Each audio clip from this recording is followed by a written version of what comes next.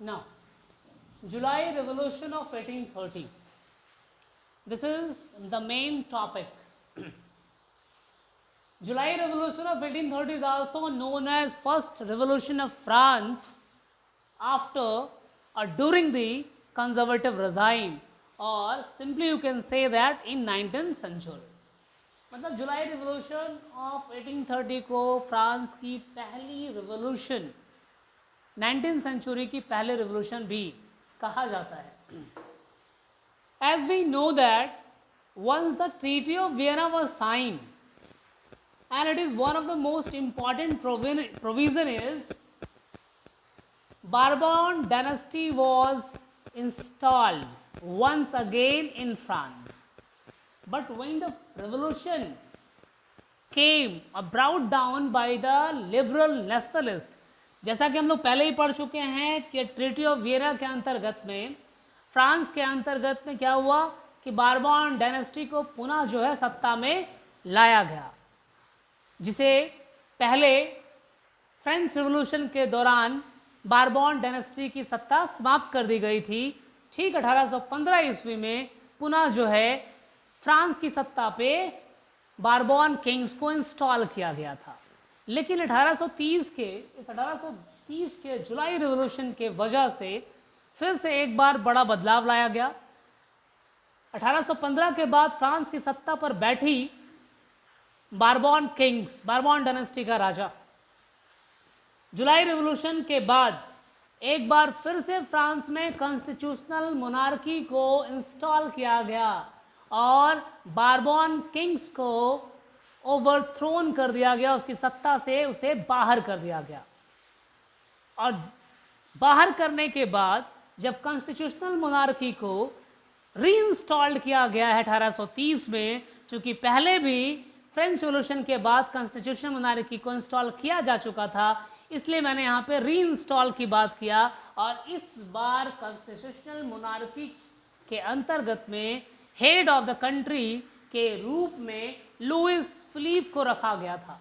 Louis Philip को रखा गया, कॉन्स्टिट्यूशनल मोनार्की.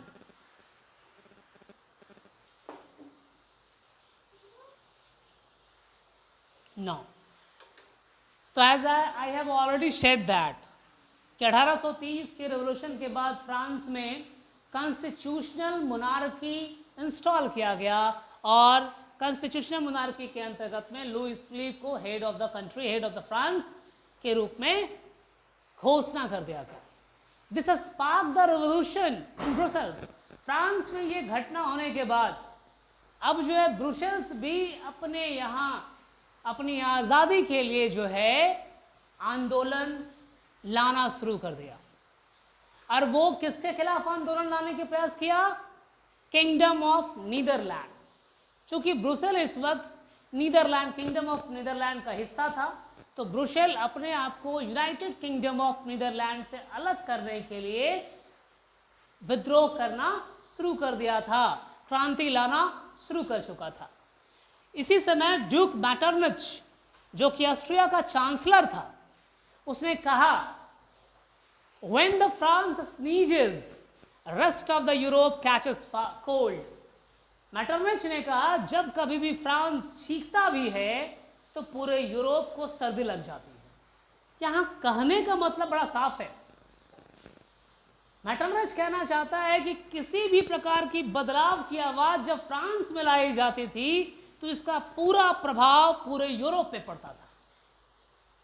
पूरा यूरोप जो है फ्रांस में लाई गई बदलाव की आवाज में बोलना शुरू कर देता था. जैसा कि यहां पर आपने देखा कि 1830 की जुलाई रिवॉल्यूशन की वजह से बारबॉन डायनेस्टी के किंग्स को हटा दिया गया, ओवरथ्रोन कर दिया गया और कॉन्स्टिट्यूशनल मोनार्की को इंस्टॉल किया गया. अब ये घटना जो है ब्रुसेल्स को प्रभावित कर दिया और ब्रुसेल्स भी यूनाइटेड किंगडम ऑफ नीदरलैंड से अपने आप को अलग करने के लिए आंदोलन लाना शुरू कर दिया. इसी प्रकार की आंदोलन को देखते हुए ऑस्ट्रिया के चांसलर ड्यूक मैटरनिच, जो कभी गॉसिपे मजीनी के बारे में बोला था, he was one of the most dangerous leader of autocracy. वही ड्यूक मेटरनिच ने इस बार फ्रांस के लिए कहा, When the France sneezes, rest of the Europe catches cold. जब कभी भी फ्रांस जो है छींकता है, जब वहां पर बदलाव के लिए किसी भी प्रकार का आवाज उठाई जाती है, उसका प्रभाव पूरे फ्रांस के ऊपर पड़ता है। Next is Greek war of independence. इस समय 1821 में ग्रीक वॉर ऑफ इंडिपेंडेंस भी शुरू हो चुका था, और ये Greek war of independence Europe के नेशनलिस्ट को प्रभावित करने में, उनमें राष्ट्रीयता की भावना को भरने में काफी हद तक कामयाब हो गया।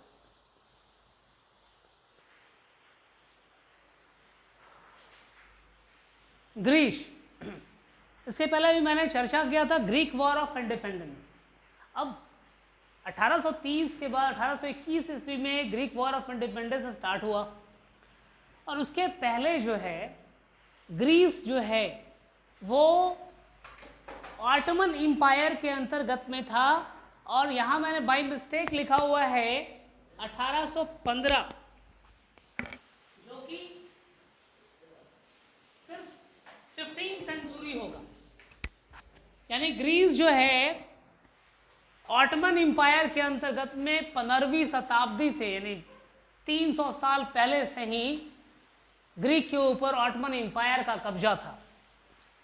Due to growth of revolutionary nationalism in Europe, अब जिस प्रकार से राष्ट्रीयता की भावना पूरे यूरोप में फैल रही थी, नेशनलिज्म की फीलिंग लोगों में आ रही थी, वो जो है ग्रीक वॉर ऑफ इंडिपेंडेंस के लिए संघर्ष करने की बुनियाद रख दी, और ग्रीक वॉर ऑफ इंडिपेंडेंस जो है 1821 ईस्वी में ऑटोमन एम्पायर से अलग होने के लिए विद्रोह करना शुरू कर दिया। तो Greek war of independence began on 1821। Nationalist in Greece got, अब यहां पर जब ग्रीस में ऑटोमन एम्पायर से अलग होने के लिए विद्रोह चल रहा था, तो ग्रीक के लोगों को सपोर्ट भी मिला। सपोर्ट किससे मिला? Other Greeks who were living, मतलब ग्रीक के वे व्यक्ति जिन्हें कभी एग्जाइल, देश निकाला का सजा दे दिया गया था, वो जो हैं सपोर्ट करना शुरू कर दिए ग्रीक वॉर ऑफ इंडिपेंडेंस के दौरान।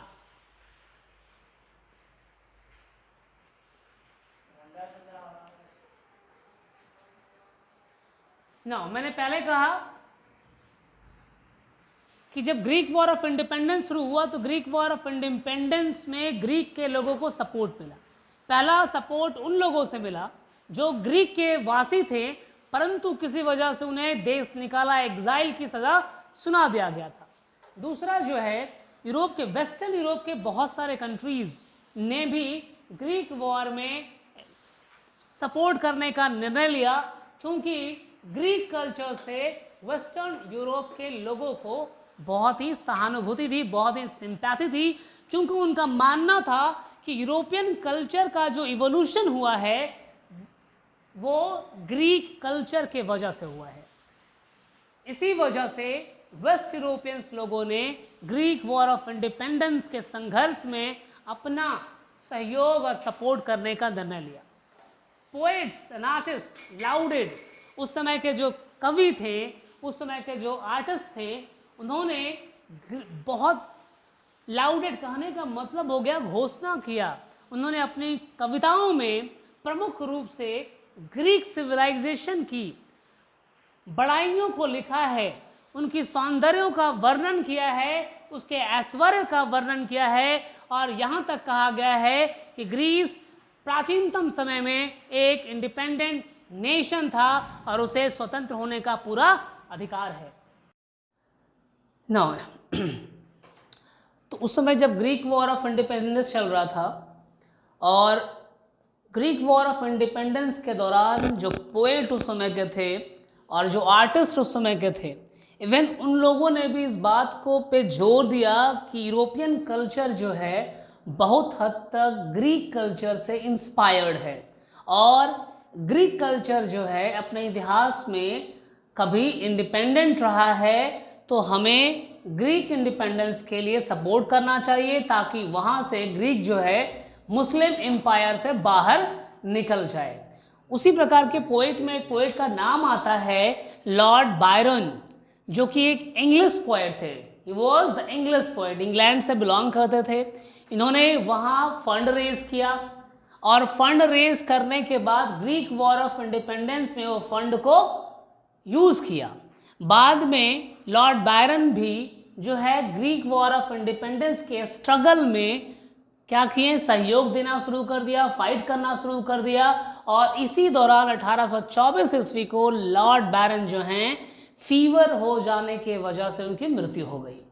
लेटर फाइनली अब Greek war of independence began हुआ था 1821 में और 1821 से लेकर 1832 तक ये संघर्ष चलता रहा और 1832 ईस्वी में ट्रीटी ऑफ कॉन्स्टेंटिनोपल के वजह से ग्रीक को एक इंडिपेंडेंट स्टेट का दर्जा दे दिया गया। After 1832 Greece was recognised as an independent states.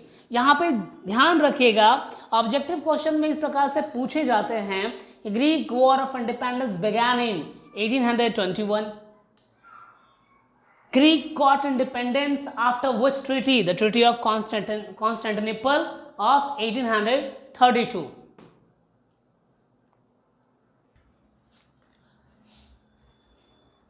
Now, some important MCQ question, multiple choice question from this segment.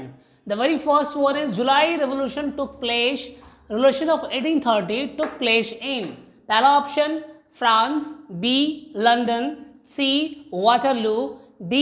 Berlin. The right answer is France. Second question, who said France, when France sneezes, rest of the Europe catches fire?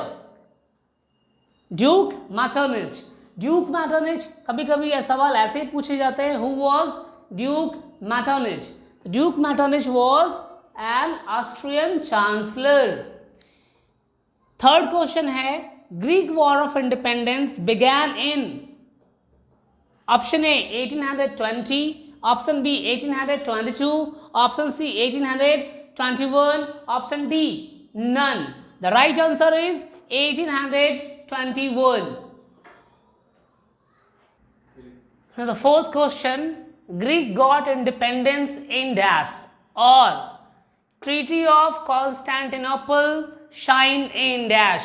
Option दोनों question के लिए option इस प्रकार रह सकते हैं। Option A 1813 century, option B 1831, option C 1832, option D 1833. The right answer is option C 1832.